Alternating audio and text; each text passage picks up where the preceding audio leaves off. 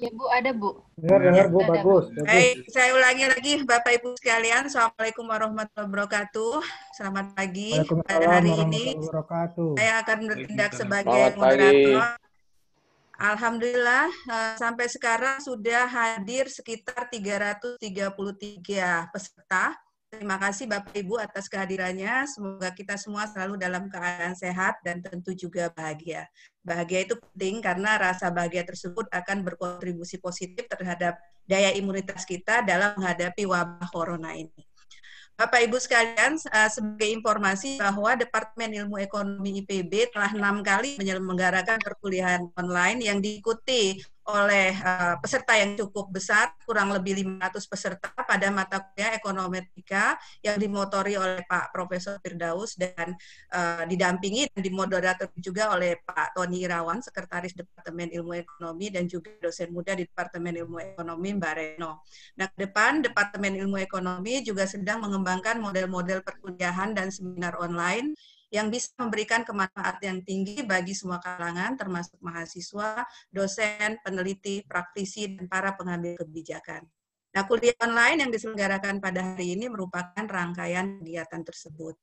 Sebagai informasi juga Bapak Ibu sekalian bahwa perkuliahan online yang diselenggarakan oleh Departemen Ilmu Ekonomi ini sejalan dengan kurikulum tahun 2020 yang memang sedang dikembangkan oleh IPB, dan perkuliahan online ini juga sejalan dengan program yang telah dicanangkan oleh Menteri Pendidikan dan Kebudayaan terkait konsep kampus merdeka dan merdeka belajar.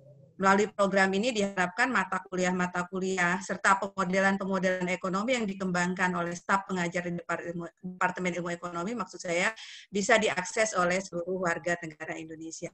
Baik Bapak Ibu, saya tidak akan berpanjang lebar lagi. Telah hadir di sini narasumber Pak Iman Sugema, kemudian Pak Bambang Juanda, juga telah hadir Dekan Fakultas Ekonomi dan Manajemen Profesor Nunung Nuryartono. Sebelum perkuliahan dimulai, saya persilahkan kepada Pak Dekan FEM untuk memberikan sambutan singkat sekaligus membuka acara web seminar ini. Kepada Profesor Nunung, waktunya saya persilahkan. Baik, Assalamualaikum warahmatullahi wabarakatuh. Selamat pagi, salam sejahtera bagi kita semuanya. Waalaikumsalam. Terima kasih Bu Sahara, Ibu Bapak sekalian, tidak banyak hal yang ingin saya sampaikan. Yang pertama, tentu apresiasi yang tinggi kepada Departemen Ilmu Ekonomi yang telah aktif melakukan kegiatan webinar untuk bisa menjangkau seluruh lapisan masyarakat yang ingin dan haus akan ilmu dan diskusi-diskusi yang memang berbasiskan scientific approach. Yang kedua, terima kasih kepada Pak Iman, Pak Bambang yang telah bersedia pada hari ini untuk berdiskusi bersama-sama berkaitan dengan bagaimana behavioral economics bisa memitigasi COVID-19. Dan juga Ibu Bapak yang telah hadir pada kesempatan hari ini, saya meyakini sepenuhnya bahwa dengan adanya wabah COVID-19 ini, kita justru menjadi lebih produktif. Tiada hari tanpa tatap muka di depan monitor, layar kita masing-masing. Tiap hari ada diskusi-diskusi yang berkaitan dengan COVID-19. Tetapi ada hal yang menarik dari diskusi kali ini karena kita ingin melihat bagaimana sebenarnya behavior kita sudah mulai berubah, mulai yang sederhana cuci tangan, pakai masker, menjaga jarak dan seterusnya. Tapi mudah-mudahan setelah COVID selesai ini kita juga tidak terus menjaga jarak di antara kita, tetapi kita lebih mempererat. Banyak studi yang sudah dilakukan, tetapi mudah-mudahan ini memberikan insight yang lain berkaitan dengan bagaimana behavioral economics mampu memitigasi COVID-19 ini yang kita perlukan. Saya tidak akan berpanjang lebar karena narasumber sudah hadir dan ini yang kita tunggu, bagaimana sebenarnya pemodelan dan juga experimental economics yang Pak Bambang nanti akan sampaikan. Terima kasih, selamat untuk Departemen Ilmu Ekonomi dan tentunya untuk Ibu Bapak yang lainnya yang hadir pada hari ini, selamat juga nanti bergabung pada webinar-webinar yang sedang kita rencanakan untuk bisa kita lakukan bersama-sama. Terima kasih. Assalamualaikum warahmatullahi wabarakatuh dan sukses selalu untuk kita semuanya dan sehat. Terima kasih. Baik, terima kasih Pak Dekan atas sambutannya dan juga pembukaannya. Bapak Ibu sekalian, untuk mempersingkat waktu, langsung saja saya persilahkan kepada narasumber kita, Dr. Iman Sukma, untuk menyampaikan paparannya selama kurang lebih 20 menit. Silahkan Pak Iman. Terima kasih. Assalamualaikum warahmatullahi wabarakatuh. Bapak Dep serta Pak Bambang yang saya hormati. Saya akan mencoba memaparkan sedikit kerepotan karena saya ngerti amat sih mengenai masalah COVID-19 ini. Saya share aja ini ya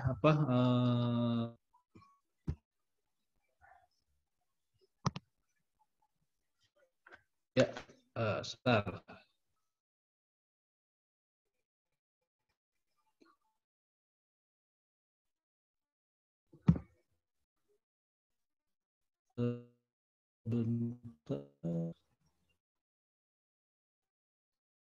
PowerPoint-nya kelihatan nggak ya?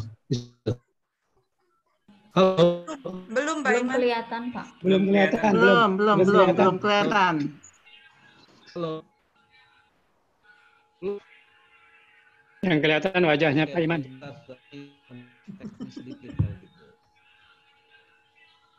Masukkan Pak, Bu.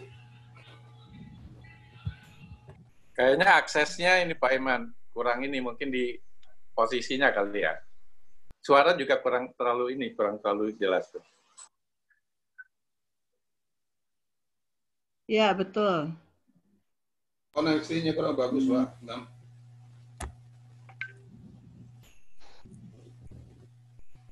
Halo, Pak Iman. Assalamualaikum. Pak Iman dicoba lagi atau dikirim screen-nya, dikirim tayangannya ke Bu Sahara kali ya, atau ke moderator. Halo, Pak Iman.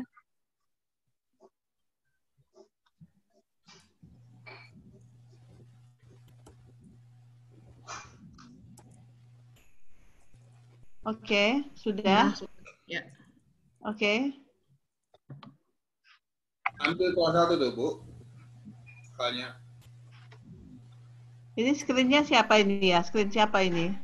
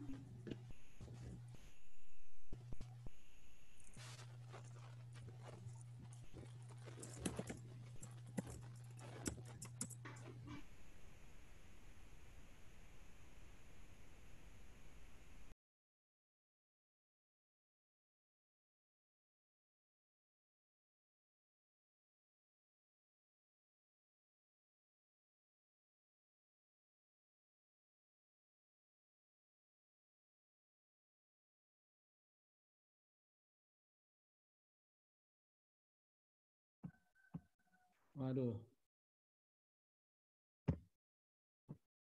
Halo? Halo. Iya. Halo. Ya. Udah kelihatan belum ya? Sharingnya. Suaranya aja. Oh, baru suaranya. Baru suaranya. PowerPoint-nya nggak ada. Halo. Tadi sempat ada, Pak, tapi sekarang hilang lagi. Oh, oke.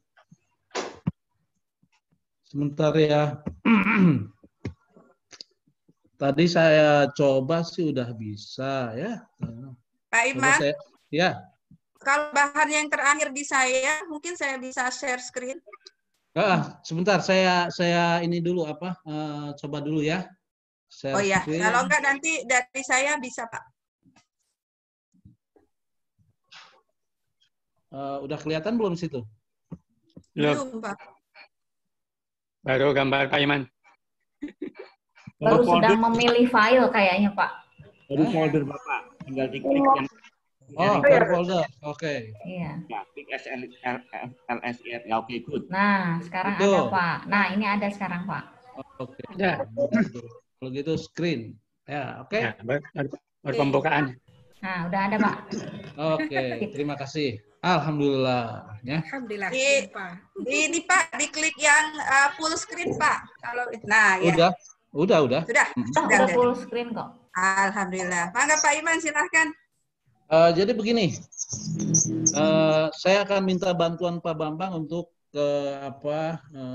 lebih lanjut memikirkan bagaimana terjemahan dalam experimental economics-nya.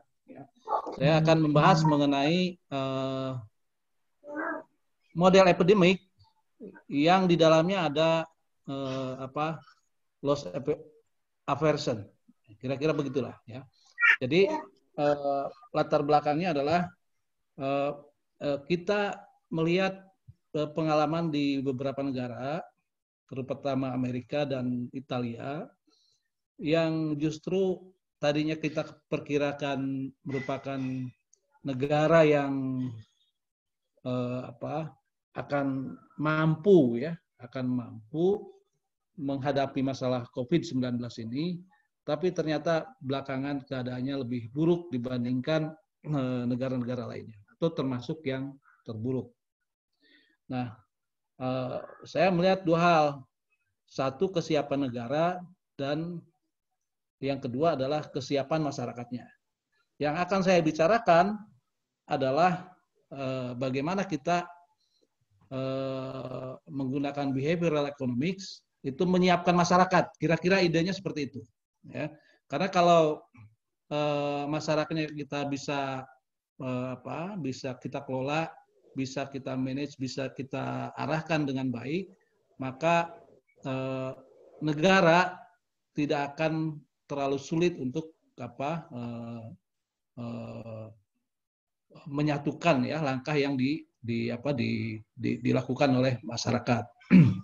Nah, di lain pihak sebetulnya masyarakat adalah pihak yang yang akan menerima baik buruknya krisis COVID-19 ini. Nah, karena itu kita harus melihat faktor-faktor apa yang secara natural atau dalam bahasa kita sehari-hari adalah fitrah, apa yang ada dalam diri manusia, fitrah manusia, yang bisa kita pantik, kita picu, ya, supaya kemudian orang tergerak. Persis seperti price mechanism, ya. Kalau harga turun, permintaan naik kan, nggak ada yang nyuruh tuh. Orang akan seperti itu. Nah, idenya adalah kira-kira seperti itu. Jadi bagaimana kita bisa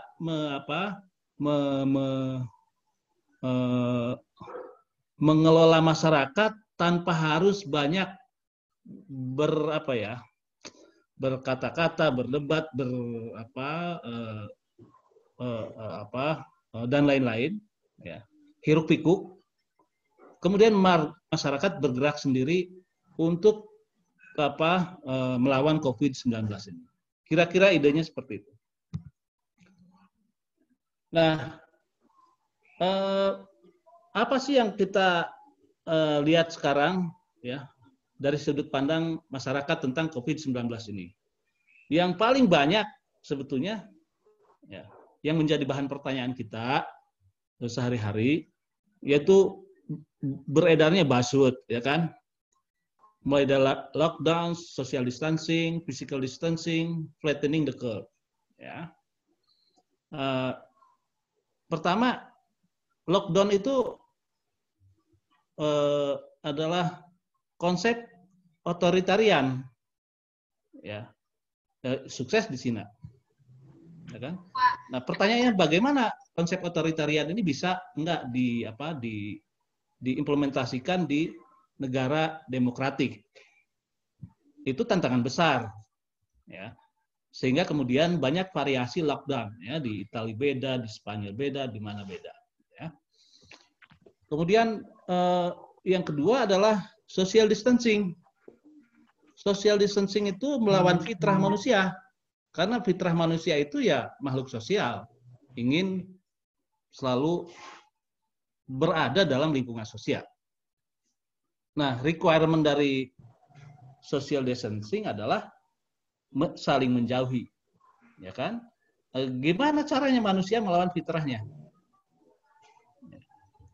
Kemudian yang ketiga, physical distancing. Nah, ini pertanyaannya, bisa nggak kita mendisiplinkan diri untuk selalu menjaga jarak secara fisik? Ya. Nah, yang keempat, flattening the curve. Nah, ini sebetulnya ide dasarnya dari apa? Dari lockdown, kemudian social distancing dan physical distancing adalah sebetulnya flattening the curve. Jadi framework besarnya adalah flattening the curve. Hanya saja tentunya what kind jenis apa flattening the curve yang akan kita aplikasikan kepada masyarakat Indonesia. Intinya mau lockdown, social distancing, physical distancing, intinya sebetulnya kita melakukan social engineering, ya kan? Melakukan rekayasa sosial. Nah, karena itu menjadi pertanyaan besar, social scientist ini siap nggak dengan konsep social engineering seperti ini? Sejauh mana variasi yang akan ditempuh atau adjustment ya, penyesuaian yang harus ditempuh kalau konsep-konsep besar tersebut dilaksanakan di sebuah negara, di sebuah wilayah, di sebuah desa. Nah, saya menarik diri dari pertanyaan-pertanyaan mendasar itu, dan pada intinya sebetulnya, apakah kita mau melakukan lockdown, ataupun social distancing, ataupun physical distancing, atau apapun, intinya adalah bagaimana kita bisa memahami masyarakat, atau memahami manusia ini sendiri. Jadi, pertanyaan terutama untuk Indonesia, dan ini juga berlaku buat negara seperti Amerika Serikat, ya kan, bagaimana membentuk kesatuan gerak masyarakat dalam situasi yang demokratis dan masyarakat yang majemuk. Ya.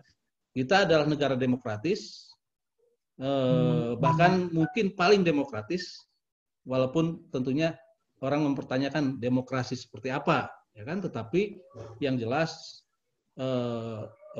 masyarakat sekarang jauh lebih terbuka, kemudian tidak bisa dipaksa-paksa, ya kan? Sangat berbeda dengan di Cina.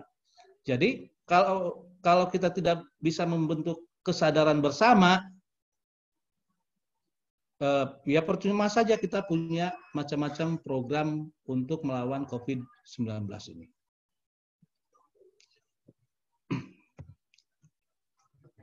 Jadi esensinya adalah bagaimana kita memahami konteks sosial ketika kita melakukan perumusan program.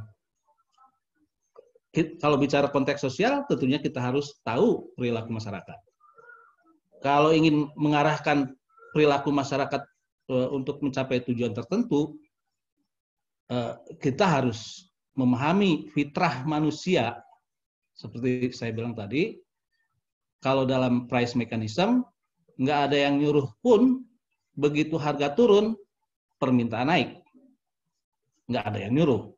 Nah, bagaimana, ada nggak mekanisme seperti itu untuk menghadapi COVID-19 itu? Itu yang jadi bahan pertanyaan saya yang paling mendasar. Oke. Jadi, kita akan coba definisikan bagaimana interaksi dinamis antara COVID-19 dengan manusia sebagai makhluk sosial.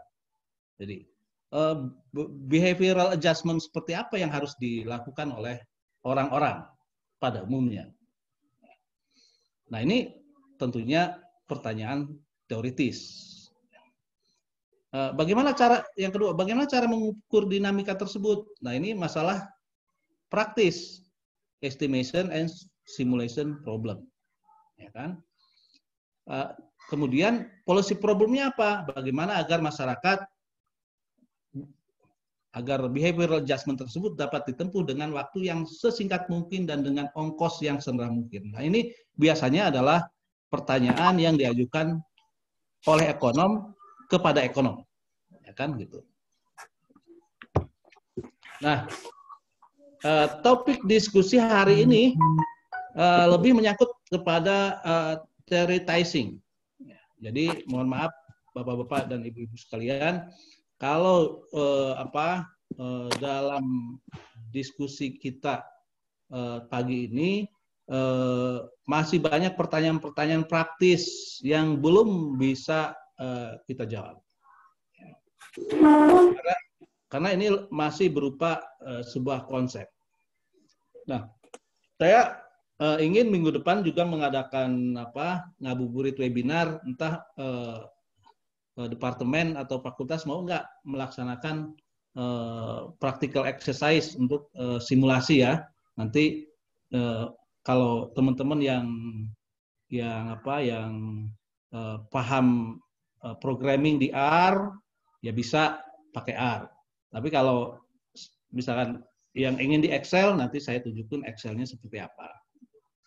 Ini lebih kepada theoretical simulation supaya apa? Supaya ketika melakukan evaluasi itu teman-teman tidak misleading dalam, atau kita semua tidak misleading dalam menggunakan theoretical model. Dan kita harus tahu limitation dan kemudian bagaimana cara menyiasati berbagai limitation tersebut ya. Nah, di Indef nanti tanggal 27 saya akan memberikan seminar juga, yaitu mengenai policy simulation tentang how to flatten the curve ya. Apakah ada alternatif lain nggak yang lebih gampang, lebih mudah gitu untuk itu. Dan yang terakhir, baru setelah itu untuk practical policy kita mungkin akan mendiskusikan kalau ada lagi ya ngabuburit webinar mengenai nudge theory, ya kan? Bagaimana nudge theory itu diaplikasikan terhadap COVID-19 ini. Kira-kira topiknya akan demikian. Ya, kita mulai dari teorinya dulu. Basically, saya akan menggunakan model epidemic, dan khususnya untuk viral epidemic, artinya epidemic yang disebabkan oleh virus, itu yang paling cocok adalah model SIR. Model SIR, dan SIR ini bisa dimodifikasi, misalkan jadi SIRS, ya kan? Jadi S-nya susceptible lagi, atau SAIR, ya kan? Banyak sekali MSIR, jadi banyak. Tetapi basicnya adalah model SIR. Model SIR itu apa sih?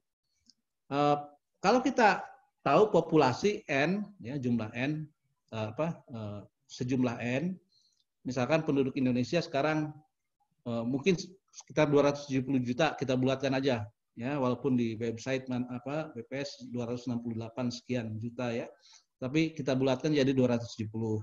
Nah itu N. N itu kita bagi 3 kompartemen, makanya ini disebut compartmental model. Kompartemen yang pertama adalah mereka yang susceptible, yang rentan, being infected, ya, rentan untuk terinfeksi. Kemudian kompartemen yang kedua adalah infective. Nah, ini berbeda dengan infected. Kalau infektif itu adalah orang yang sudah terinfeksi dan dia bisa atau able to infect. Jadi bisa menginfeksi orang lain. Kompartemen yang ketiga adalah recovered atau orang yang di-remove dari model. Ya, dikeluarkan dari perhitungan. Kira-kira begitu. Apakah dia karena imun atau karena meninggal, ya kan? Atau kalau dalam policy ya karena dia di karantina, ya kan? Sehingga tidak bisa menginfeksi orang.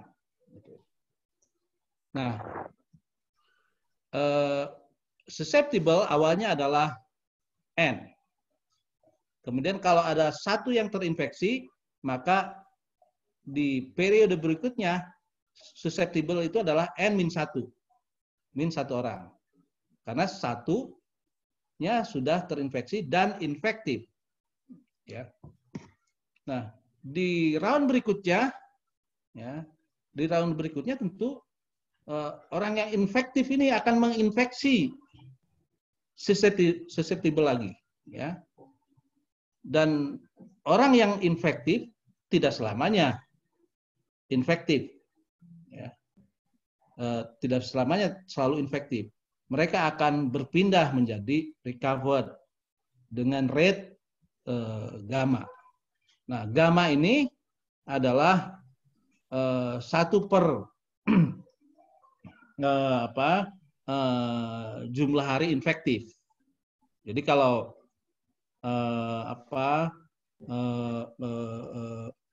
jumlah hari infektifnya 10 hari, periode infeksinya adalah 10 hari, maka gamma itu adalah 1 per 10.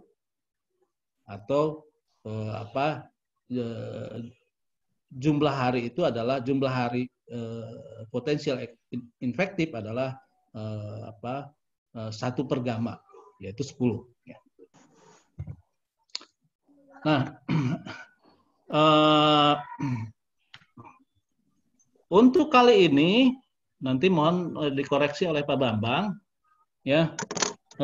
Saya akan membuat SIR model ini dalam bentuk difference equation. Kalau di jurnal di web gitu, itu lebih banyak dalam bentuk differential equation. Ya. Jadi ada beberapa perbedaan dikit lah, ya.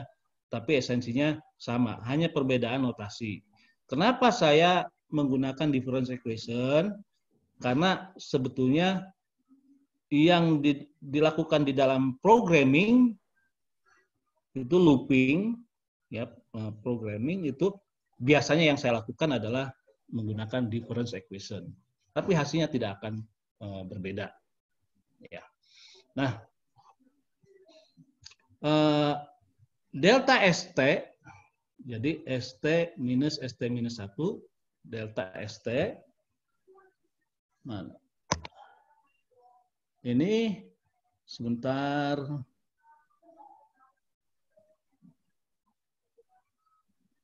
Text mouse, ini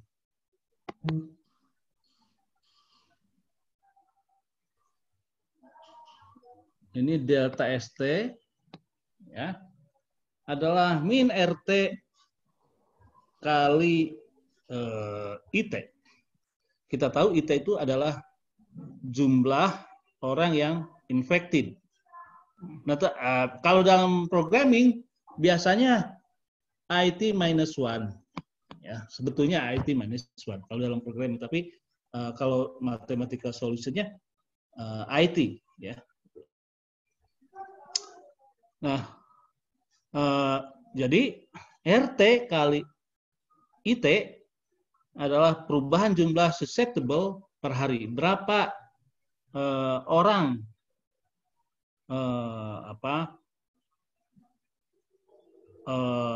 berapa orang yang menjadi susceptible. Nah, ini akan terus menurun sesuai dengan jumlah orang yang terinfeksi dan menjadi infektif dan kemudian menjadi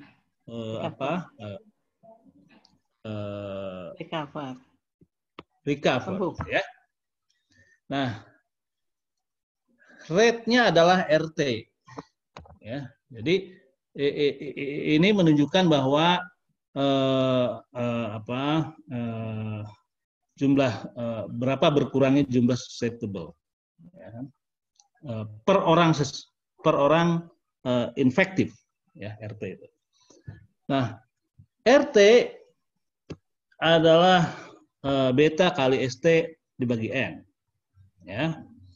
Beta biasanya disebut, yang ini beta itu biasanya disebut sebagai kontak rate. Sedangkan ST dibagi N, dan ini selalu menurun bilangannya, ya, kecuali dalam asimptotiknya itu mendatar. ST per N adalah, saya mungkin salah menggunakan istilah statistik ya, tetapi kira-kira ini adalah peluang seorang infektif menemukan susceptible, kira-kira begitu. Jadi makanya selalu bilangannya itu tidak lebih besar dari 1, antara 0 dan 1, kira-kira begitu. Nah, gamma adalah rate jumlah orang yang dikeluarkan dari infektif. Nah, kalau waktu infectiousnya itu adalah 10 hari, maka gamma itu 1/10. Berarti pada saat T setiap waktu gitu ya, itu ada 1/10 orang yang infektif itu dikeluarkan dari selnya atau dari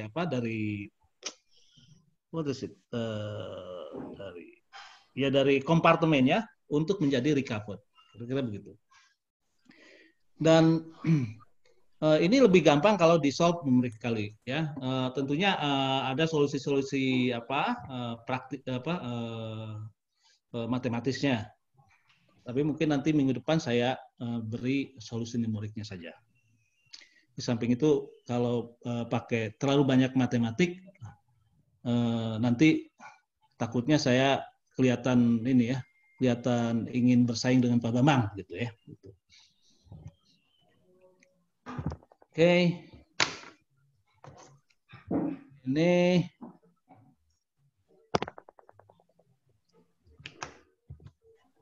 gimana ya?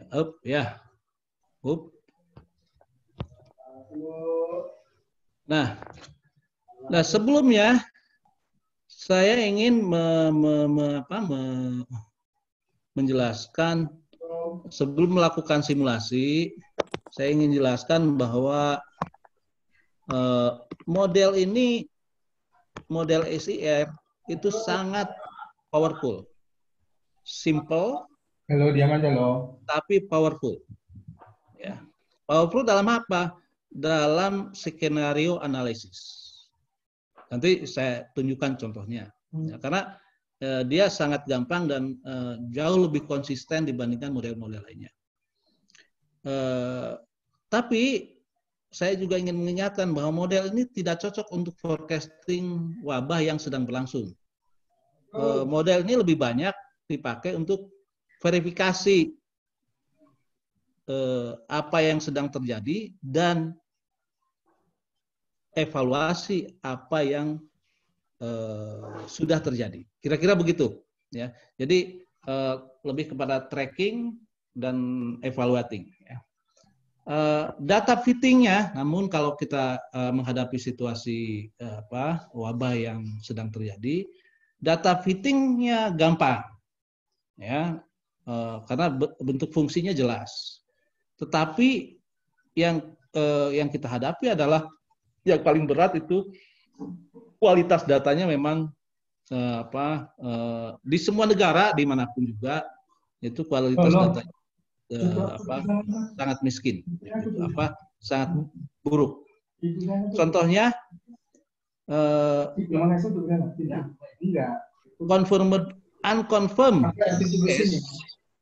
unconfirmed case itu akan cenderung tidak terrecord di dalam statistik yang resmi dipublish.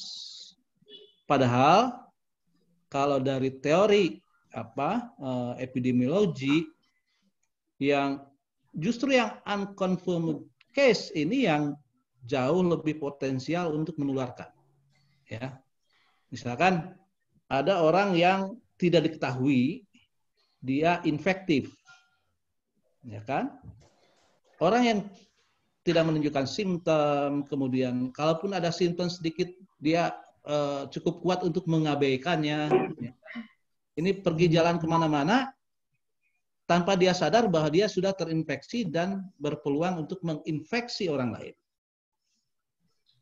Berbeda dengan confirm case, dia sudah dites, ya kan? Kemudian dia mengisolasi diri. Nah, jadi dari sudut pandang epidemiologi, justru statistik mengenai unconfirmed case itu menjadi sangat penting, tetapi justru datanya itu yang paling tidak ada, ya, mungkin tidak ada. Gitu. Dan memang tidak bisa disediakan, ya, secara teori juga susah untuk menyediakan unconfirmed case. Hanya praduga aja, misalkan 15%, 20%, atau 50%. Jadi kita banyak baca literatur dari COVID-19 ini, ya kan, range-nya antara 20 sampai 80. Nah, kalau range dari 20 sampai 80 ya mana kita bisa percaya, ya. Nah, yang paling penting lagi adalah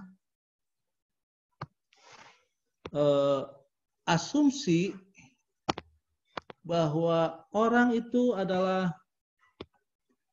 fearless. Jadi apa ya? Dia tidak punya rasa takut. Mau 1000 yang mati, mau 1 yang mati, mau 1.000.000 yang mati, ya tetap aja dia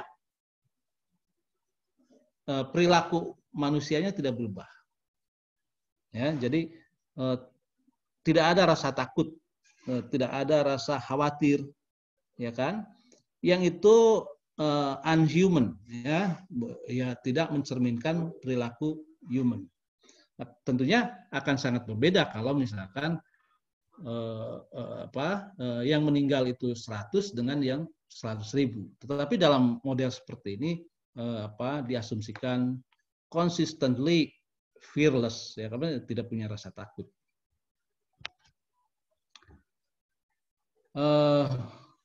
Nah, model ini banyak digunakan untuk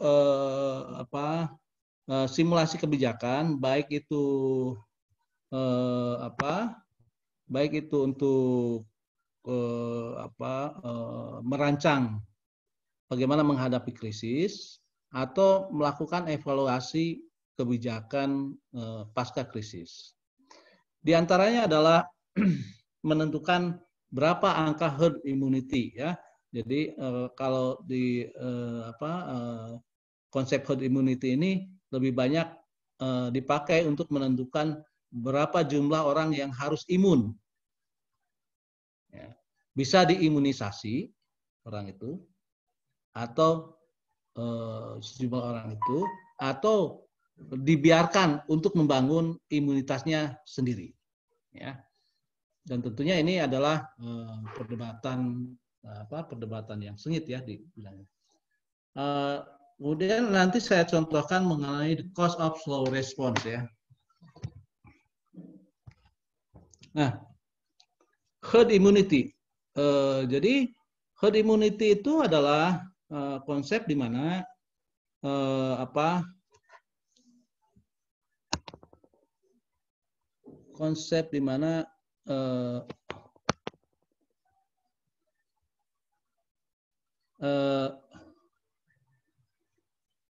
sebuah tingkat imunitas minimum yang dibutuhkan oleh sebuah masyarakat supaya kalau ada outbreak, kemudian tidak terjadi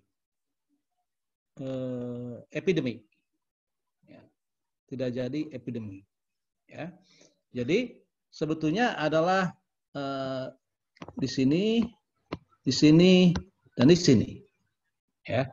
Jadi kalau tadi ya R0-nya adalah 1,5, berarti pada saat outbreak pertama kali satu orang yang berada di dalam infektif itu berpotensi untuk menginfeksi 1,5 orang. Kalau 2 ya berarti satu orang infektif itu berpeluang untuk menginfeksi 2 orang susceptible. Nah, ini levelnya adalah begini ya untuk 2,5 dan Anda akan khusus untuk Indonesia Anda akan terkejut bahwa herd immunity untuk R0 2,5 adalah 60%. Jadi 60% kali populasi, ya kan? Kalau populasi 270 juta, ya kira-kira berapa lah itu ya? Kalau herd immunity R0-nya 2, maka herd immunity-nya adalah 50%. Nah, ini adalah angka kumulatif dari sini ke sini, ya, dengan puncak puncak infektifnya sekitar berapa ini? 60 sekian juta orang.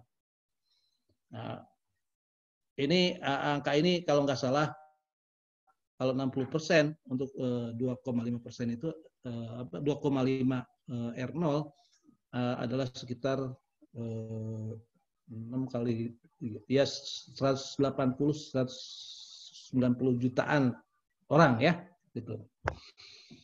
Nah, kalau 50%-nya dari 270 kan 130 juta. Ini yang 130 juta orang di sini. Dari sini ke sini. Nah, di angka setelah, kalau 2 ya, angka setelah itu, maka apapun kalau ada outbreak, maka dia akan, jumlah orang yang infektifnya akan selalu menurun. Kira-kira begitu. Ya.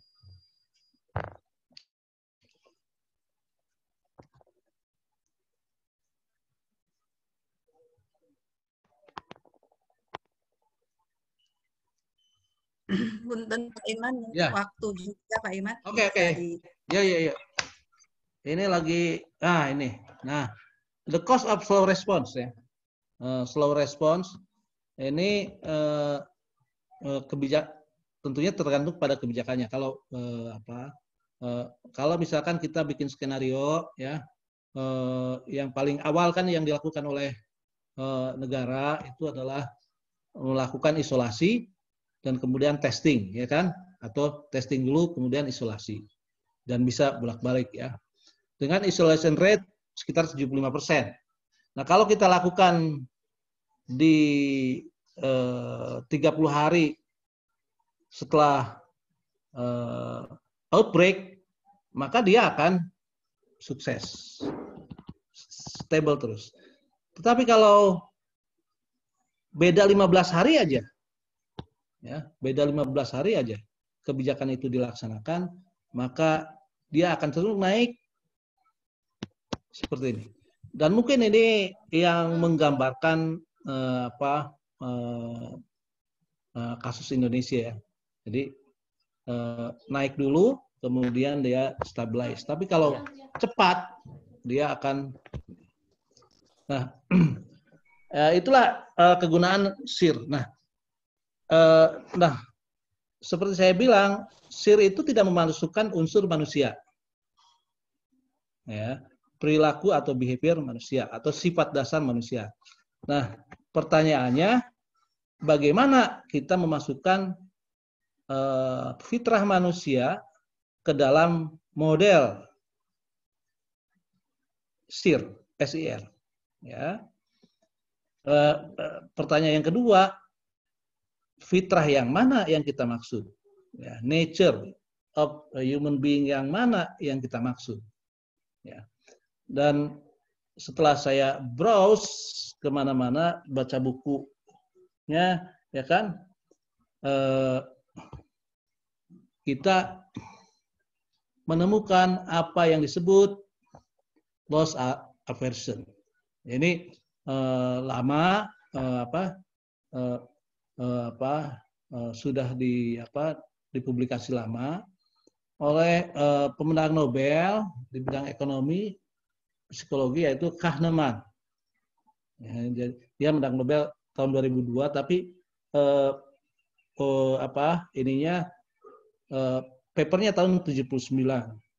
Dan karena inilah sebetulnya merupakan foundation untuk behavioral economics. Nah, Toller juga adalah behavioral economics yang tahun 2017 memenangkan Nobel, dan bukunya sangat populer, terutama nudge theory dan misbehaving. Nah, kira-kira mekanismenya seperti ini. Manusia itu pada dasarnya lebih takut kehilangan, suffering loss, ya, lebih takut kehilangan dibandingkan menikmati gain. Ya. Kalau ini kan gain 0,5 dolar, setengah dolar. Ini adalah loss setengah dolar. Ya. Kenikmatan yang dia dapat hanya segini untuk gain setengah dolar. Tapi ketika dia merasa jauh lebih banyak kehilangan dibandingkan losses. Jadi berbeda dampaknya antara yang di sini dengan yang di sini. Kira-kira begitu. Artinya human nature itu kalau kita menampakkan probable loss, orang itu akan jauh lebih responsif. Ya, responsif dalam arti apa? Dalam arti dia akan jauh lebih berhati-hati. Ya. Nah, karena itu justru inilah yang menurut saya gagal atau bukan gagal ya, tidak termanfaatkan oleh pemerintah dimanapun, sehingga kemudian justru mengarahkan masyarakat itu menjadi repot. Nah, loss aversion, fungsi loss aversion ini adalah atau sebetulnya bukan fungsi loss aversion-nya, tetapi reaction function dari seorang human being terhadap probable loss, ya kan? Nah, probable loss apa yang menyangkut COVID-19 ini? Satu, dia terinfeksi; dua, setelah terinfeksi itu sakit; dan ketiga, dia kemungkinan meninggal. Nah, justru information set yang seperti ini tidak banyak dimanfaatkan oleh policy makers dalam membentuk reaction function. Ya, gitu. Nah, idenya ya seperti tadi saya bilang ya, kalau masyarakat, kita tahu masyarakat itu punya reaction function, maka kita bisa estimate sejauh mana respon masyarakat terhadap apa yang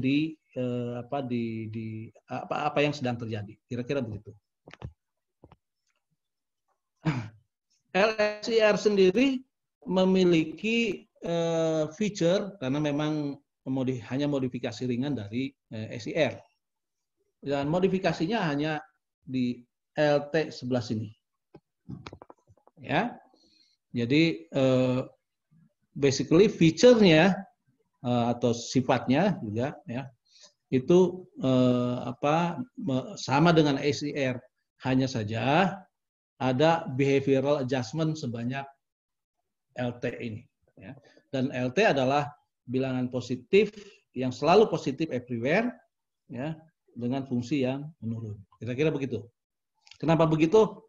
Minggu depan aja kita diskusikan atau nanti kita diskusikan bareng dengan Pak Bambang. Kira-kira begitu. Ya. Soalnya tadi malam juga sampai tadi malam saya masih masih berusaha untuk menemukan mathematical solusinya dan itu berat ternyata.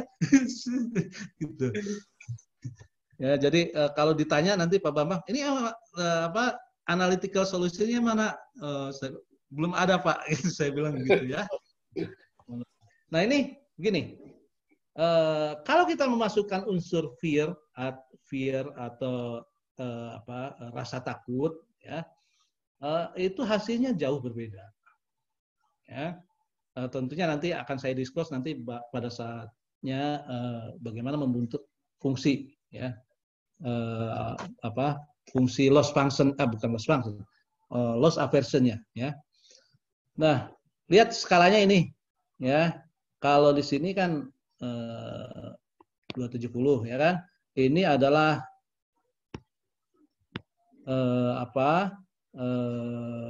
R, ya, recover, ya. Ini 200 jutaan, ya. Kalau di sini 1,6 juta, jadi jauh, ya. Oke. Kemudian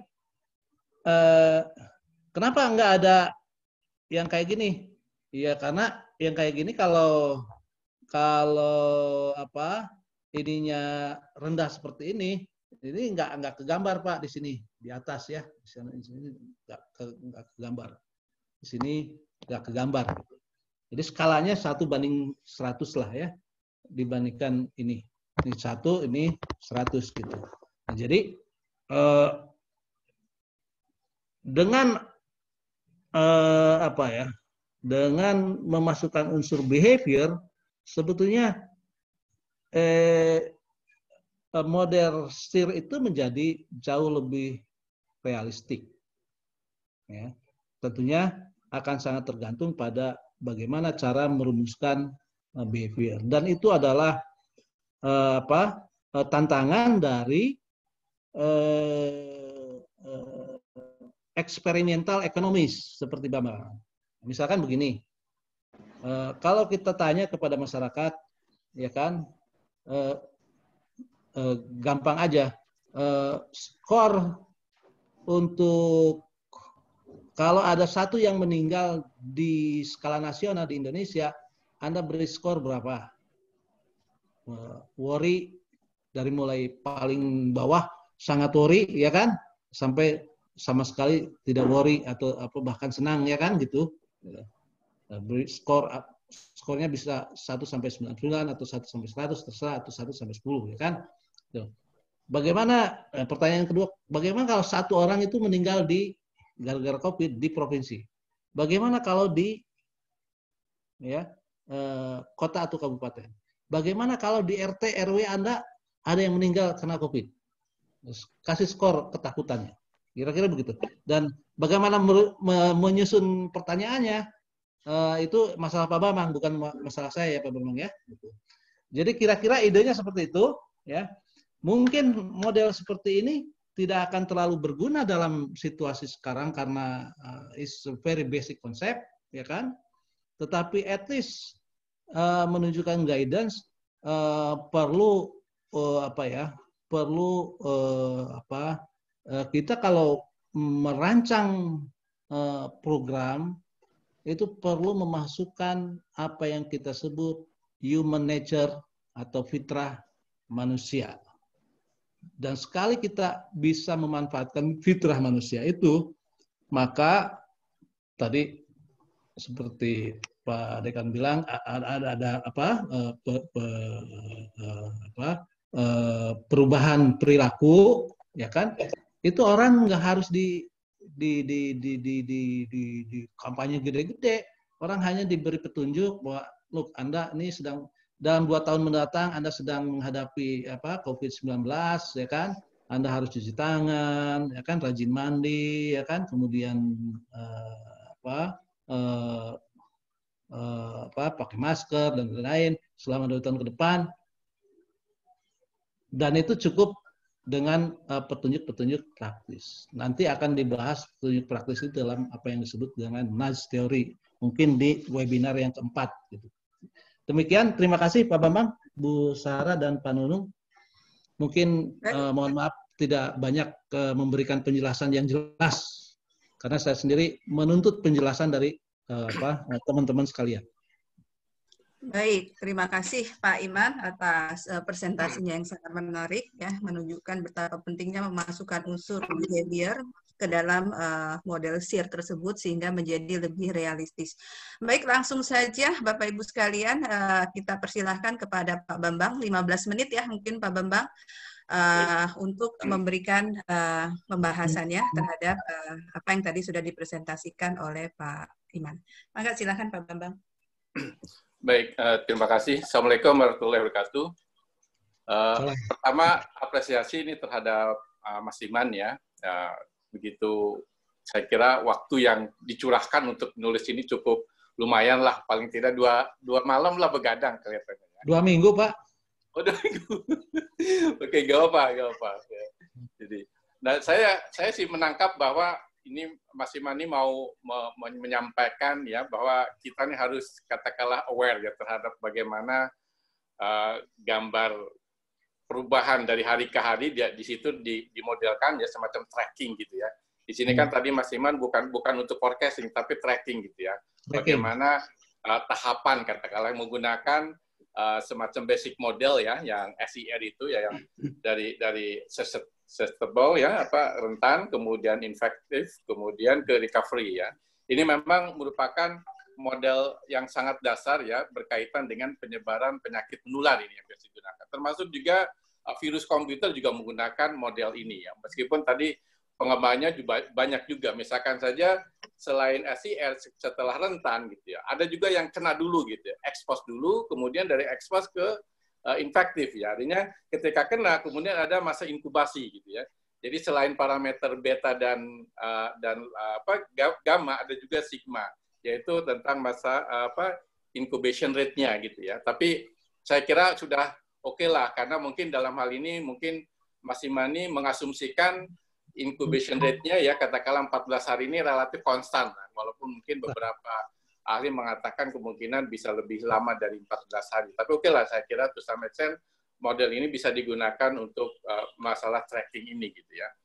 Dan memang kalau mau katakanlah lebih kompleks lagi, dan tadi Mas Iman sudah menyampaikan ini semacam model awal gitu ya, nanti ada series pertemuan berikutnya gitu ya.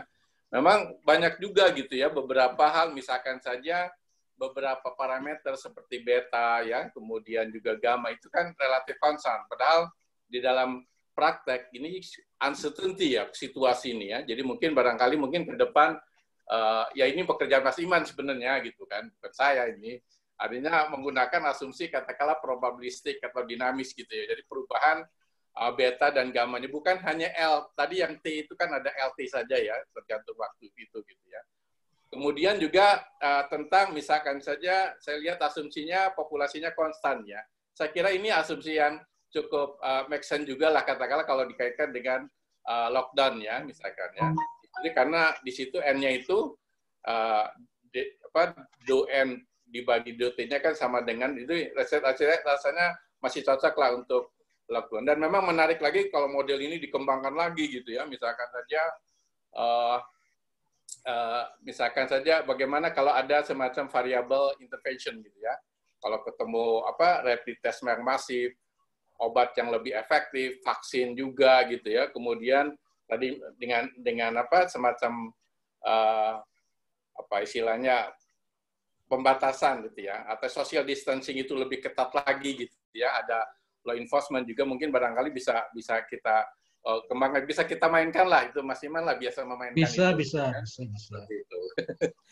Termasuk juga mungkin barangkali di dalam pemodelan ini pengembangannya ada mungkin beberapa skenario gitu kan, ada yang pesimis seperti apa, kemudian yang optimis seperti apa, atau mungkin yang most likely-nya lah katakanlah di Indonesia nih gitu ya.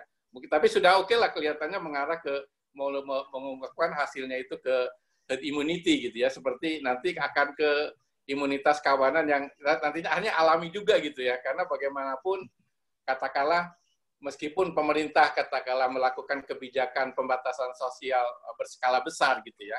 Bagaimanapun kan karena ada keterbatasan biaya gitu kan ya. Pemerintah pun nggak berani menjamin oke, kalau lockdown gitu. Bagaimana akses pangan dan kesehatan gitu ya. Memang di sini perlu yang tadi big itu big problemnya tadi kata Mas Iman, ini harus ada kesatuan gerak gitu ya. Kesatuan gerak antara semua level baik pemerintah pusat, provinsi dan juga kabupaten kota. Memang di situ arahnya nanti dalam pemecahan masalah COVID-19 seperti itu gitu ya.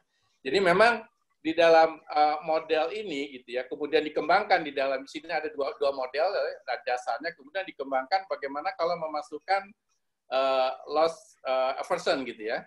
Di situ ada LT itu di dalam model Wyman.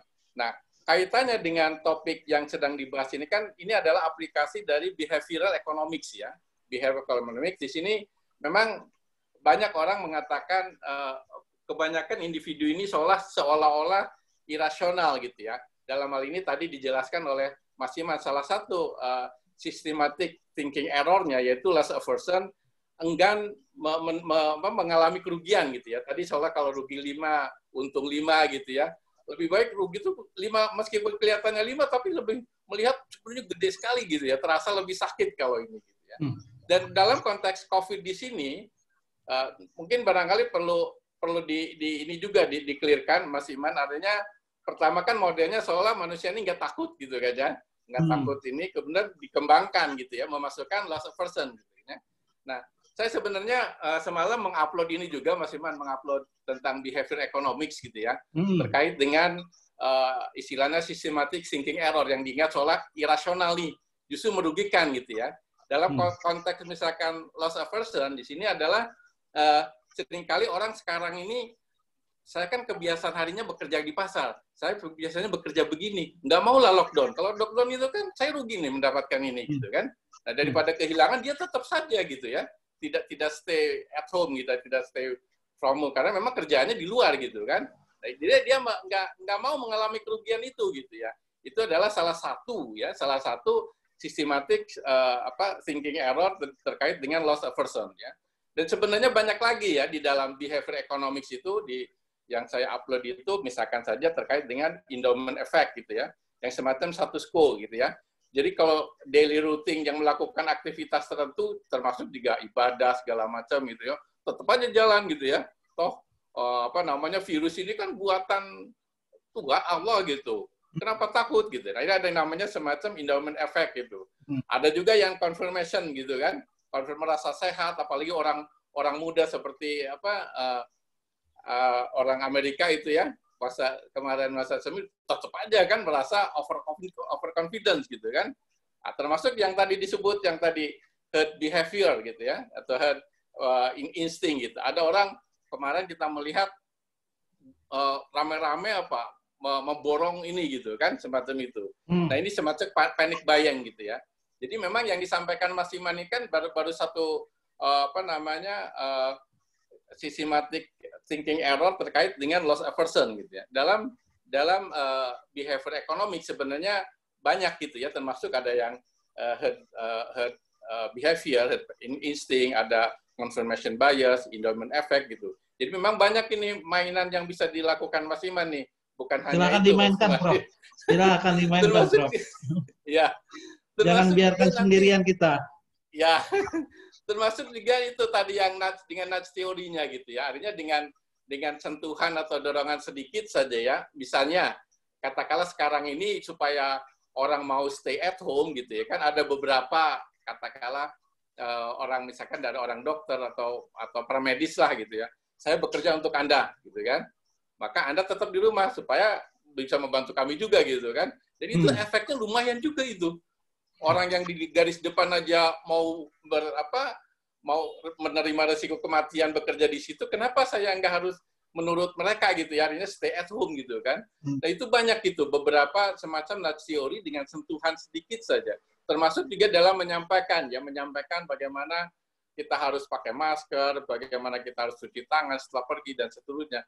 Itu sebenarnya beberapa contoh nudge theory yang nanti bisa dikembangkan juga nanti di dalam perbaikan atau mungkin maksudnya nanti di kesatuan gerak tadi, Mas Iman ya. Karena bagaimanapun memang dana pemerintah ini nggak cukup ya, seperti katakanlah program PKH, program prakerja gitu ya, itu kurang itu. Kemarin di ini aja kita ngusulin di kelurahan itu ngusulin 2.000 hanya dapat 1.000-an gitu kan. Jadi memang ada kesatuan gerak termasuk tapi masyarakat sudah mulai juga kerjasama Mas Iman. Artinya melalui dari DKM gitu. Dan ini memang kita arahkan ke sana gitu. Harus ada kesatuan gerak gitu ya. Semua level gitu ya, baik pemerintah pusat, daerah termasuk juga masyarakat dan juga mungkin di masalah di organisasi keagamaan harus kesatuan gerak. Saya kira mungkin itu ya, saya kira ini menarik, jadi untuk menyampaikan Mas Iman ke kita itu memang kita harus aware-nya terhadap masalah yang kita hadapi ini gitu ya. Dari tracking tadi cukup besar juga sih Mas Iman itu. Besar, bagaimana artinya yang nanti terinfeksi itu gitu. Bahkan kalau kita lihat di gambar ini sekitar 3 bulanan itu ya, 3 bulan mencapai puncak itu. Yang ininya gitu kan seperti itu. Jadi 3 bulan tuh kalau mulainya Februari di akhir April, tapi kalau mulainya di situ simulasinya di Maret, mungkin di Mei gitu kan. Nanti itu masing-masing sendirilah yang tahulah bagaimana ngorek-ngorek itunya, ngorek-ngorek di komputernya itu kan, membuat tracking seperti itu. Nah, ini karena 15 menit ya, saya kira mungkin sementara itu, tapi bagi kawan-kawan yang ingin tahu sebenarnya bagaimana behavior economics itu, mungkin bisa di-share juga Bu Sahara itu yang ada di YouTube ya. Baru semalam saya ini terkait kita juga sudah saya share, sudah saya berikan ke peserta. Ya. Jadi untuk artinya bisa menyambungkan dengan apa yang disampaikan Mas Iman sekarang gitu ya, terkait aplikasi behavior economics itu gitu. Mungkin barangkali itu karena tadi dipaksa harus 15 menit ya, jadi yang pentingnya saja. Terima kasih. Kita dengan diskusi aja nanti. Baik, terima kasih Pak Bambang, terima kasih juga Pak Iman, Bapak Ibu sekalian, mengingat waktu yang juga terus berjalan, mungkin langsung saja saya buka sesi diskusi. Bapak Ibu bisa menggunakan fasilitas raise hand. Sudah ada satu, saya kira Pak Tony ya. Ini Pak Anim atau Bu Anim ini? Pak Anim Kapabih, silahkan. Iya, terima kasih Bu-nya. Begini Pak, terima kasih ilmunya juga Pak. Langsung saja mungkin Pak. Nah ini kan tadi kan saya kan mendengar penjelasannya bahwasanya itu loss aversion itu menjadi penyebab utama, misalnya menyeimbangkan seperti price mechanism gitu kan Pak ya. Nah itu saya melihat bahwasanya ketika loss aversion-nya meningkat, berarti keinginan masyarakat untuk melakukan social distancing itu semakin besar juga. Berarti hanya di situ kita melihat seperti kurva supply ke atas, hubungannya positif. Ya kan Pak, maaf kalau misal saya salah. Tetapi itu kan hanya satu aspek saja ketika kita berbicara equilibrium. Hanya supply saja, kalau misal kita samakan hubungan positif berarti kan supply saja. Nah, demand-nya di mana untuk menyeimbangkan? Apakah bisa, semisal saya tambahkan seperti ini, Pak. Demand-nya itu adalah rasa cinta orang-orang terhadap keluarga. Jadi, itu bisa dikatakan menjadi demand atau pembandingnya. Jadi, semakin cinta seseorang dengan keluarga, maka orang itu akan menurunkan social distancing-nya. Sehingga terjadi keseimbangan antara supply dan demand. Nah, kalau semisal seperti itu, apakah bisa?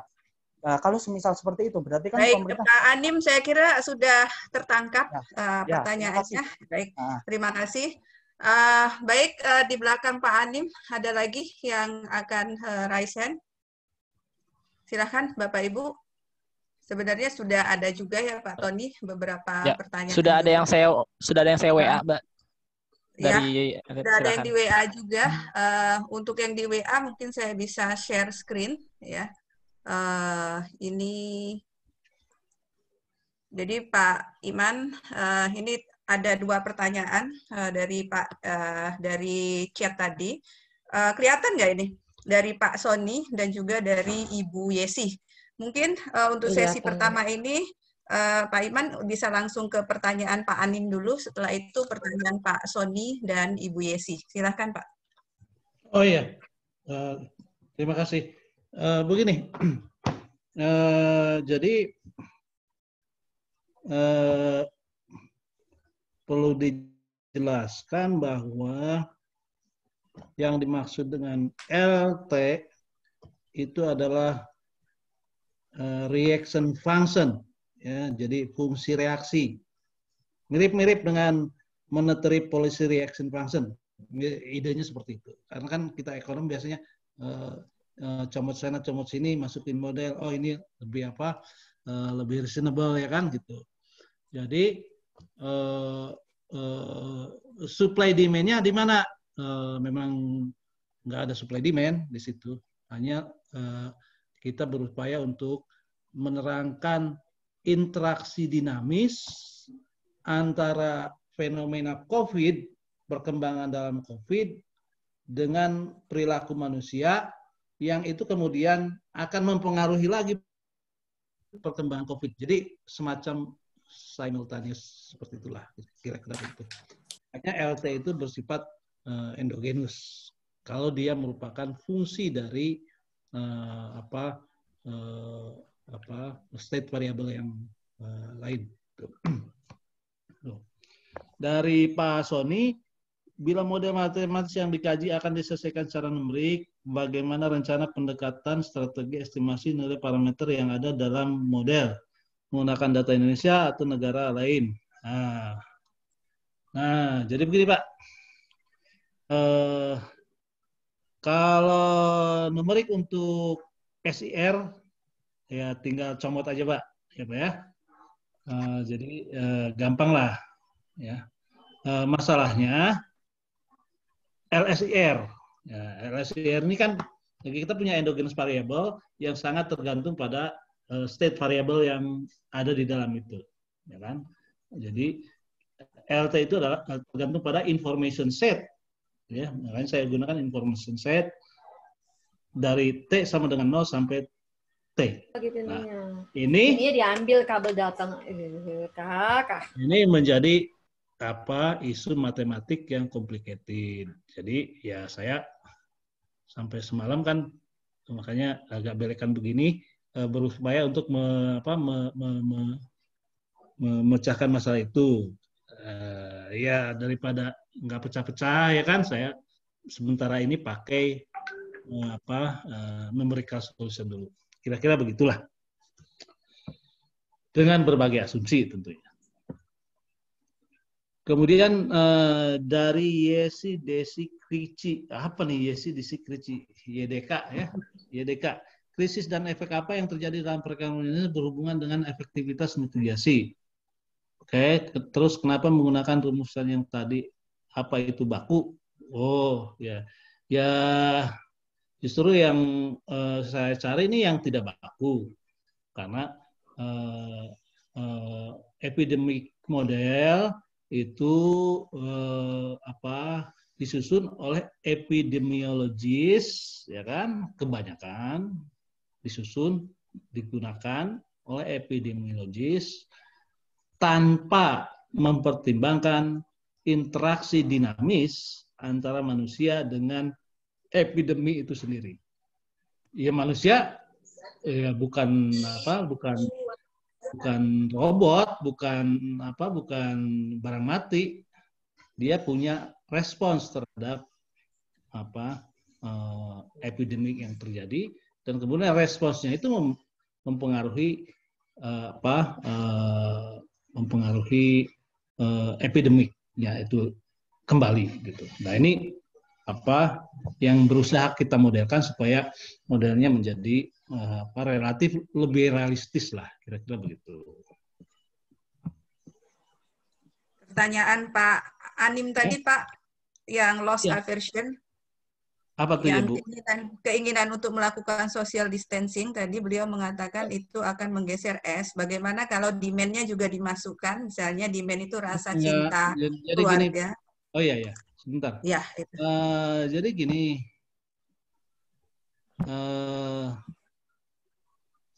kan ada LT, artinya loss aversion function, ya kan? Sebetulnya itu merupakan reaction function yang sifatnya endogenus. Fungsi apa itu? Fungsinya adalah fungsi terhadap information set. Information set itu apa? Yaitu state variable S, I, R, ya kan? Dan faktor-faktor lainnya yang mempengaruhi reaction function tersebut. Jadi idenya adalah ide reaction function. Ya. Apakah cinta dimasukin ke situ? Ya bisa kalau memang berpengaruh, ya kan? Ya kan? Apakah takut kehilangan pekerjaan misalkan dimasukin ke situ? Bisa kalau memang berpengaruh, ya kan? Itu pertanyaan empirik, ya kan? Modelingnya tetap sama. Kira-kira begitu, Bu. Iya, baik Pak Iman. Itu untuk sesi pertama. Tadi sudah ada yang japri saya juga. Pak Rianto Umar masih bergabung dengan kita, Pak? Ya, baik. Terima kasih, Bu Sarah. Silakan Pak Rianto. Pak Rianto ini kalau nggak salah alumni statistik ya? Ya, saya muridnya Pak Bambang, Pak Juanda. Silakan Pak. Baik Bu, jadi tadi Pak Iman sudah juga menyinggung ya, misalnya yang berbahaya itu adalah orang yang tidak terkonfirmasi ya dengan COVID ya. Tapi yang lebih berbahaya lagi adalah orang yang terkonfirmasi tapi false negatif palsu. Nah, itu negatif palsu itu Pak, itu kan sangat bergantung pada alat tes yang dipakai oleh pemerintah sekarang ya. Kalau negatif palsu itu makin besar, nah itu karena orang yang negatif palsu itu dia makin pede tidak positif gitu kan. Jadi dia divonis sama alat dia negatif, tapi sebenarnya dia terinfeksi. Jadi itu lebih berbahaya lagi. Nah, maksud saya kira-kira dalam konteks modeling ini ya, di samping orang yang terkonfirmasi tadi ya, ini kan sangat bergantung dengan tadi ya rapid test kita yang false negatifnya itu bisa kan nggak, misalnya false negatif rate-nya itu juga akan sangat berpengaruh terhadap tadi ya orang yang terinfeksi infective rate-nya gitu ya dan lain sebagainya. Itu pertama Pak ya. Yang kedua, ini tadi sejalan dengan Pak Bambang Juanda ya, itu fitrah manusia juga ya Pak Iman ya, bahwa saya pernah ngikutin juga diskusi dengan Pak Iman. Manusia itu pada dasarnya orientasinya jangka pendek. Dan dia akan mengambil keputusan dengan jangka pendek yang sesaat terjadi gitu ya, yang udah di depan mata. Nah, terinfeksi oleh COVID itu buat sebagian besar orang itu peluangnya masih ya nggak pastilah gitu ya. Tapi kehilangan pekerjaan, tidak bisa makan, ya itu di depan mata. Jadi gimana ini? Karena memang kalau kita melakukan loss aversion tadi ya, yang sebagai faktor ada reaction function dari modelnya Pak Iman ya, itu di samping tadi orang tidak atau menimbulkan rasa takut supaya dia kalau ini ya, tapi takut tidak makan itu lebih mendominasi menurut saya yang sekarang terjadi. Karena mereka, nah dalam konteks ini sebenarnya kalau kita lihat dari sisi undang-undang atau PP ya, PP tentang karantina, itu kan instrumennya memang karantina wilayah misalnya, per wilayah yang langsung dikarantina sedemikian rupa ya, sehingga kalau pemerintah melakukan intervensi bentuknya pelarangan dan sebagainya itu masyarakat bisa nurut karena dijamin kehidupannya. Saya sih melihat langsung saja Pak Rianto mungkin. Kalau tidak ada jaminan tentang kehidupan ini gitu ya, itu effort pemerintah sangat berat untuk mempengaruhi tadi. Kalau ini dikasih anjuran, masyarakat itu bergerak sendiri seperti mekanisme supply demand dan price gitu ya Pak ya. Jadi itu kira-kira Pak. Terima kasih. Baik, dua pertanyaan dari Mas Arianto.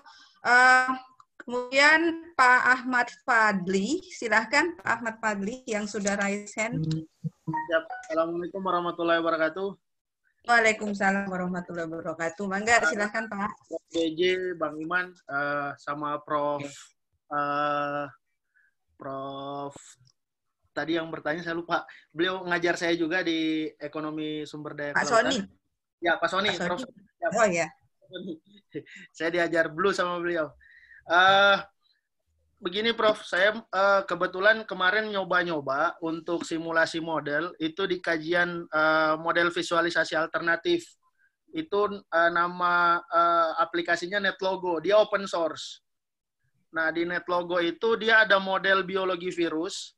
Saya coba utak-atik di situ gitu kan, kalau misalnya infeksinya sekian gitu kan, kemudian lebih 90%, kemudian 50% sama di bawah 50%. Ternyata kalau kita bikin simulasi semacam itu atau yang dikatakan Prof. Soni tadi bahwa pesimis, optimis sama moderat atau yang menengah itu ternyata lockdown itu kan artinya mematikan semuanya ya, orang sama sekali tidak ada pergerakan individu di dalam suatu wilayah. Ya yang bergerak cuma 5% lah, istilahnya yang teknis semacam aparat kepolisian, kemudian TNI, kemudian dokter yang dan distribusi logistik. Itu sebenarnya sangat infeksinya itu dalam 3 bulan itu berkurang menjadi di bawah 1% gitu. Itu simulasi yang saya coba-coba, Prof. Ini kan kita bisa mencoba semuanya ya.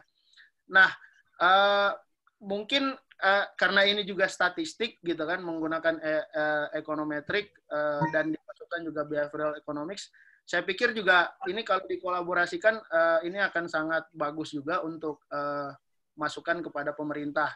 Jadi sebenarnya kalau menurut saya yang berbahaya daripada virus ini adalah jika pemerintah tidak mau mendengarkan apa masukan dari para akademisi, terutama para ekonom. Kalau enggak ya krisis kita ini bukan hanya krisis ekonomi, tapi juga krisis ekonom jadinya, Prof. Mungkin itu saja dari saya. Dan sama Bang Iman, kapan nih jadikan policy brief, langsung kasih ke istana gitu kan. Ini kita kalau nunggu-nunggu prediksi kayak begini, nggak selesai-selesai nih, gitu kan. Kalau nggak ya bisa berkepanjangan tahun. Kebetulan istri saya lagi residen di Rumah Sakit Hasan Sadikin, Bandung. Beliau di kesehatan jiwa, Prof. Psikiatri. Nah sekarang yang COVID itu jadi misalnya ada suami istri yang COVID, suaminya meninggal, istrinya udah mulai stres, mulai mengalami gangguan kejiwaan. Jadi prediksi saya nih Prof, setelah pasca COVID ini akan banyak yang mengalami gangguan mental, kesehatan jiwa. Itu akan meningkat gitu. Mungkin itu saja dari saya. Terima kasih. Assalamualaikum warahmatullahi wabarakatuh. Baik, terima kasih Pak Ahmad Fadli. Mungkin satu lagi karena Ibu Weni sudah raise hand, Pak Iman ini. Dari tadi kan belum ada ibu-ibu nih. Moderatornya kan ibu-ibu. Jadi saya inilah menunjukkan sedikit keberpihakan ke ibu-ibu. Silakan Bu Weni. Iya, terima kasih Bu. Assalamualaikum warahmatullahi wabarakatuh. Waalaikumsalam warahmatullahi wabarakatuh. Maka Ibu. Saya Bu Weni dari Fakultas Ekonomi USU Medan. Jadi terima kasih banyak kepada Ibu dan Prof. Iman dan juga Prof. Bambang ya diberikan kesempatan menanyakan pertanyaannya sebenarnya simpel ya Prof ya. Saya hanya mau tanya, apakah dengan menggunakan model ini kita bisa membantu pemerintah Indonesia itu untuk mengambil ya kebijakan yang tepat untuk mencegah penyebaran COVID-19 ini. Yang sekarang kita lihat makin hari itu yang terinfeksi itu udah makin banyak gitu. Terus ada satu lagi Prof. Iman ya, tadi kan ada Pak Ahmad Fadli ya mengatakan ada secara nggak langsung ada beban mental ya. Itu perlu nggak kita masukkan secara psikologis, unsur psikologis atau variabel psikologis ke dalam model yang Prof jelaskan tadi. Terima kasih, hatur nuhun. Assalamualaikum warahmatullahi wabarakatuh. Hatur nuhun Ibu Weni. Baik Pak Iman, saya kira mungkin bisa langsung ditanggapi. Ada 4 penanya di sesi ini. Pak Tony, ini kelihatan nggak di screen saya yang pertanyaan yang lewat WA tadi, lewat grup chat tadi? Kelihatan nggak Pak Tony? Kelihatan, Mbak. Nah kelihatan, ini yang pertanyaan susulan juga Pak. Saya lupa ini dari siapa namanya Pak Tony yang bertanya tentang behavior 5 error thinking. Tadi sudah keburu off Mbak namanya Mbak. Oh ya udah, berarti nggak perlu di ini ya kalau orangnya nggak ada. Yang 4 itu saja dulu Pak Iman. Saya Silakan. Bu, saya Bu. Oh, masih ada. Siapa nama Bapak? Oh, ada, Pak. Sujono, Bu. Oh, Pak Sujono. Oh, Pak Sujono, enggak silakan. Berarti ditanggapi juga Pak Iman, mohon yang pertanyaan Pak Sujono. Silakan Pak Iman. Pak Rianto, kemudian Pak Ahmad Padi, Bu Weni, dan Pak Sujono. Oke, jadi dari yang kedua dulu ya, Ahmad Fadli ya, mengenai apa, coba-coba di mana, di software outsource. Netlogo Pak, di Netlogo. Ya. Open source ya itu ya. Open source, jadi kita bisa set up di situ Pak, bisa intervensinya ada macam-macam. Nanti dipilih biologi, ya, nanti pilihnya yang virus. Nanti di situ kelihatan manusianya bergerak gitu. Oh iya. Bisa di ini. Saya baru coba-coba untuk di DKI Jakarta gitu kan. Jadi nanti dalam per minggu kita bisa pantau dia pergerakannya berapa. Yang mulai dari hijau, abu-abu dan merah abu-abu. Iya. Ya, terima kasih informasinya ya. Ya, selamat mencoba-coba dan jangan lupa untuk memasukkan behavioral economics-nya di situlah ya. Itu pesan saya aja karena ini sangat penting untuk mencoba membantu mengerti permasalahan yang dihadapi masyarakat berkaitan dengan COVID-19. Kira-kira temanya begitu, membantu mengerti. Kemudian apakah ini akan hasil saya ini akan dikomunikasikan dengan Pak Jokowi? Ya saya bilang begini deh, ya. Paling juga ketemu Pak Jokowi lewat Zoom dan dia akan bilang ya kan, piye toh jenengan ngomong apa katanya kan gitu.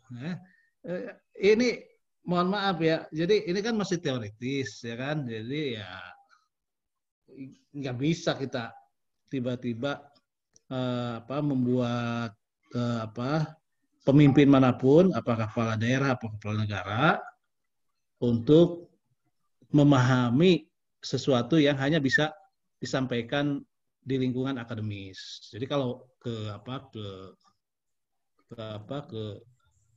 decision makers itu harus sudah dalam bentuk rumusan yang jelas arahnya. Nah, apalagi kalau saya komunikasikan ke ibu saya, nanti dia bilang begini, ini ngacamprung maneh mah. Tahu nggak ngacamprung itu apa? Ya ngacamprung itu kan kalau orang gila ngomong ya ngacamprung gitu ya. Terus nanti dibilang sekolah deh ya tuh, sekolah lagi loh kan gitu. Jadi ya ini masih tatanan teoritis ya, tidak wise, tidak bijak kalau kita memaksakan diri untuk memasukkannya ke level praktis policy making ya gitu. Kira-kira begitulah ya. Kemudian yang ketiga ini Bu siapa? Bu Weni Pak. Bu Weni. Mengenai apakah bisa memasukkan variabel-variabel yang dimaksud ya. Begini Bu, yang saya buatkan di sini pemodelan adalah model teoritis yang kita bikin sefleksibel mungkin untuk direvisi, ya, untuk dimasukkan berbagai macam variabelnya, apapun yang masuk itu asalkan itu punya landasan teoritis seperti tadi yang dibilang oleh Pak Bambang, ada endowment faktor lah apa segala macam, endowment effect ya kan. Nah, ini silakan coba untuk dimasukkan ke dalam model, dan saya sebetulnya tidak punya kapasitas lebih untuk menerangkan lebih jauh lagi ya. Banyak orang yang lebih ahli. Saya hanya ingin membangun kerangka teoritik yang mungkin akan diikuti oleh teman-teman yang lain, membuat hal serupa tapi tak sama gitu. dengan memasukkan variabel atau aspek behavioral economics yang lainnya. Ini hanya untuk men-trigger aja. Kira-kira begitu. Kemudian Pak siapa yang tadi dari statistik tuh? Rianto, Pak Rianto. Pak Rianto. Gimana kabarnya Pak Rianto? Alhamdulillah. Pak Iman, alhamdulillah sehat. Ya. Lama tak berjumpa kita. Iya, iya. Jadi Pak Rianto ginilah, ya. Sampean kan lebih mengerti mengenai what is going on in the field ya, karena banyak studi atau banyak penelitian yang dilakukan oleh teman-teman seperti Pak Rianto itu. Nah, karena itu masukkanlah hal-hal yang Anda minati itu ke dalam framework yang seperti ini gitu loh. Dan framework seperti ini kan tidak rigid, tidak apakah itu kemudian konsisten nggak dengan untuk bisa tracking apa yang terjadi di lapangan. Saya sih saya sarankan untuk justru cobalah jadi gini, keterbatasan orang seperti kita ini ya, misalkan saya tahunya A, Pak Rianto tahunya B, Pak Soni tahunya C. Jarang sekali kita bisa mengumpulkan ya ide itu bareng-bareng, ya kan? Jarang sekali. Nah, kalau itu bisa dilakukan, itu bagus. Kira-kira begitu aja Pak Rianto. Yang technical detailnya ya nanti kita ngomong di darat aja Pak Rianto. Ya. Siap Pak Iman, terima kasih. Nomor saya masih ada ya. Masih Pak Iman. Ya, siap Bos. Nanti saya japri ya. Yang terakhir Pak Iman ini yang ada di screen. Siapa nih? Pak Sujono ya Pak ya.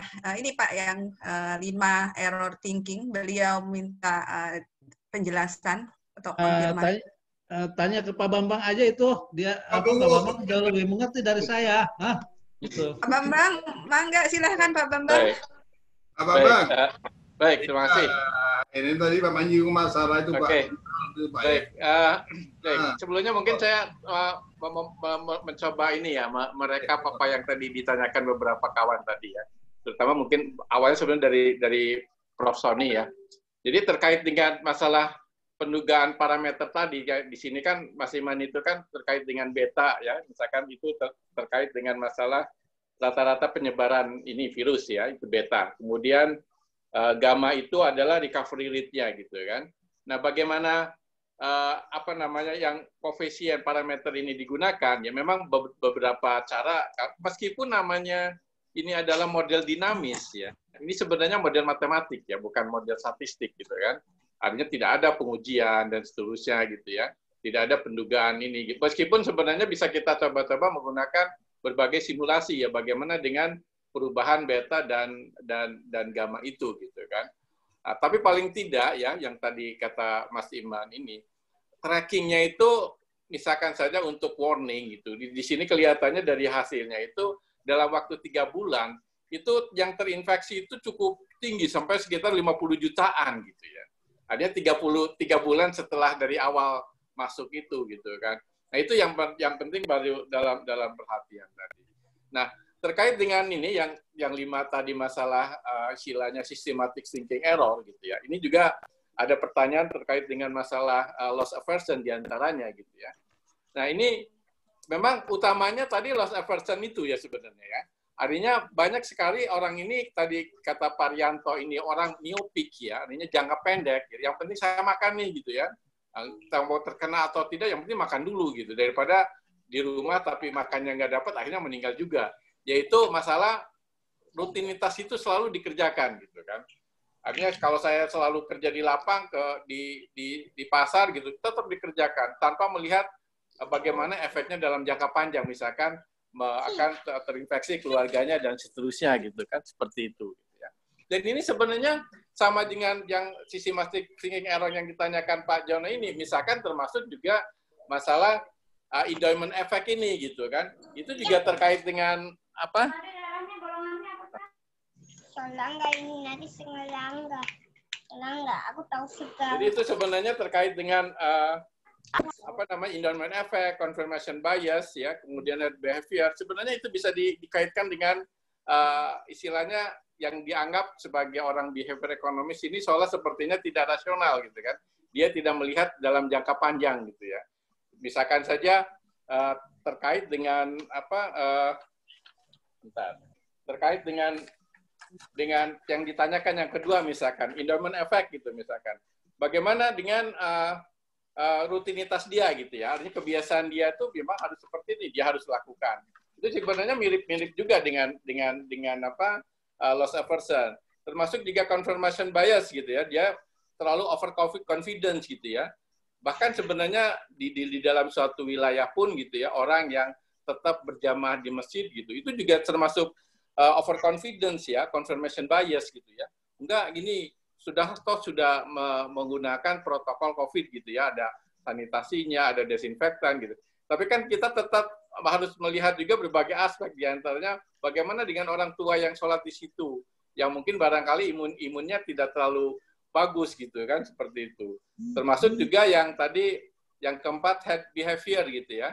Jadi suka latah gitu kan, misalkan ada orang yang misalkan saja karena takut kehabisan barang, langsung beli, semua ikut beli gitu ya. Jadi sebenarnya ini model yang dikembangkan Mas Iman ini memang bisa dikembangkan dari berbagai macam ya, termasuk yang loss aversion misalkan saja. Itu terkait dia tetap tidak stay at home, artinya tetap jalan saja melakukan rutinitas gitu. Nah ini berbagai kemungkinan juga bisa dikembangkan ketika dia melakukan rutinitas, gitu ya, katakanlah kerja di pasar dan sebagainya, dia mengikuti protokol COVID-19 nggak, misalkan jaga jarak. Ya. Karena kadang-kadang dalam praktek itu jaga jarak tapi akhirnya enggak. Bahkan yang ironis kadang-kadang begini, misalkan di masjid sholatnya agak jarak gitu ya. Tapi ketika setelah selesai sholat ngobrolnya deket-deket gitu. Kan ini kan ironis gitu. Jadi memang model yang bagus memang harusnya menggunakan model yang tadi saya katakan, bagusnya mungkin menggunakan probabilistik gitu kan tadi. Karena memang ini uncertainty nih, perubahan ini bisa tiap hari berubah. Dan yang membuat katakanlah tadi Mas Iman bukan nggak berani menyampaikan ke Pak Jokowi, data yang kita punya juga kadang-kala apa ya yang tadi Mas Iman ini pur data nih gitu kan. Kalau kita melihat datanya misalkan, saya melihat tanggal 17 kemarin, 17 April gitu ya, itu sudah menurun itu ya. Itu paling puncaknya lah gitu ya. Itu yang kasus itu ada 407 penambahan perharinya. Kemudian tambahannya sudah mulai berkurang itu ya. 300 kemudian sampai 185. Tapi kemarin tanggal 21 April naik lagi 375 gitu. Dan kalau kita mengikuti model yang dikembangkan Mas Iman ini sepertinya tidak logis gitu. Sudah turun gitu ya. Jumlah yang kasus ini yang kena kasus ini dari 400 ke 185 tiba-tiba 375 gitu kan. Nah ini kemungkinan kan data terkait dengan masalah data gitu kan.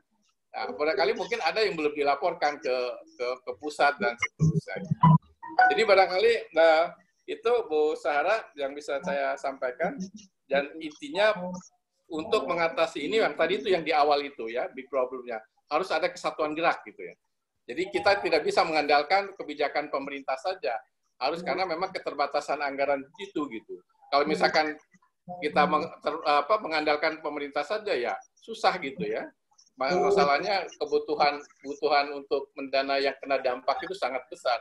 Beda dengan negara-negara lain seperti katakanlah Denmark, Jerman, itu kan mendanai sekitar 70%-an pekerja di sana yang kena dampak ini gitu. Beda dengan di Indonesia gitu. Sehingga harus ada kerjasama dengan masyarakat gitu. Mungkin itu Pak Bu Besara dari saya. Baik, terima kasih Pak Bambang atas tanggapan yang diberikan. Bapak Ibu sekalian, mohon maaf mengingat waktu yang sudah habis, jadi sesi tanya jawab saya tutup. Mohon maaf juga jika ada pertanyaan yang belum terjawab semua. Ini jadi Bapak Ibu sekalian, banyak hal yang bisa kita dapat dari perkuliahan hari ini, ya duet yang luar biasa dari Pak Iman dan juga Pak Bambang. Kita berikan applause kepada mereka berdua. Jadi beliau berdua sepakat menyatakan bahwa pentingnya memasukkan behavioral economics ke dalam model. Saya juga di sini belum akan menyimpulkan apapun karena ini masih merupakan satu sesi dari 4 sesi perkuliahan tadi yang direncanakan oleh Pak Iman. Insya Allah kita bertemu lagi di sesi web seminar 3 lagi ya Pak Iman di minggu berikutnya, ngabuburit webinar. Yang satunya di Indef.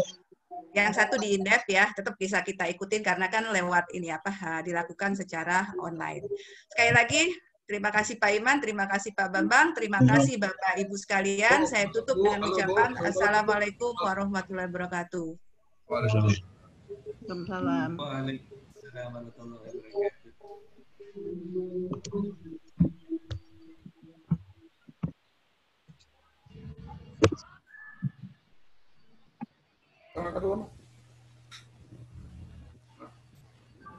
Waalaikumsalam warahmatullahi wabarakatuh. Terima kasih. Oke, Bapak Ibu sekalian, nanti kita akan ketemu lagi pada sesi yang berikutnya. Jika masih ada pertanyaan, nanti mungkin bisa ditanyakan lagi pada sesi yang kedua, pada webinar series yang kita akan lakukan kemudian. Mohon izin, saya akan matikan meeting hari ini, dan untuk rekaman bisa dilihat nanti di YouTube.